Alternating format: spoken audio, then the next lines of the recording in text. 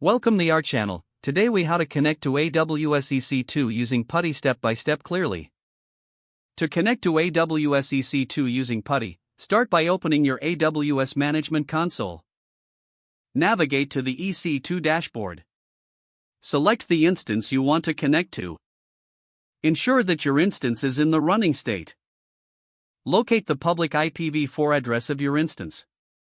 Next, open the PuTTY application on your computer. In the PuTTY configuration window, find the hostname or IP address field. Enter the public IPv4 address of your EC2 instance in that field. In the left sidebar, expand the connection section. Then, expand the SSH subsection. Click on Auth under the SSH section. In the Private Key File for Authentication field, click Browse.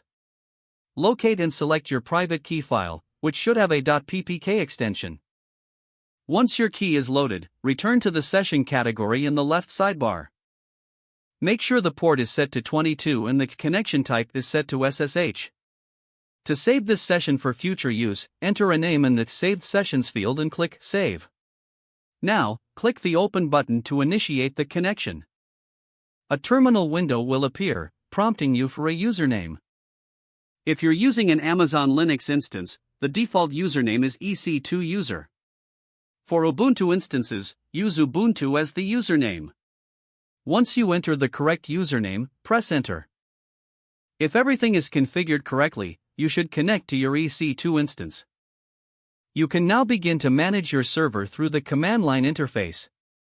If the page does not load, refresh the browser or try again in a private or incognito window. Make sure you are using the correct email address, then retype it carefully to avoid small typos. If your password is not accepted, use the reset option and create a new strong password you can remember. Check your spam folder for verification or security emails, then complete any requested confirmation steps. Enable two-factor authentication if available to improve account security and reduce unauthorized access risk. After signing in, review your profile details so your contact information and settings are accurate and current. If you see an error message, note it down and try again after restarting your device and internet connection. Log out when you finish, especially on shared devices, to keep your account and payment information secure. Don't forget to like this video and subscribe to our channel for more step-by-step tech guides.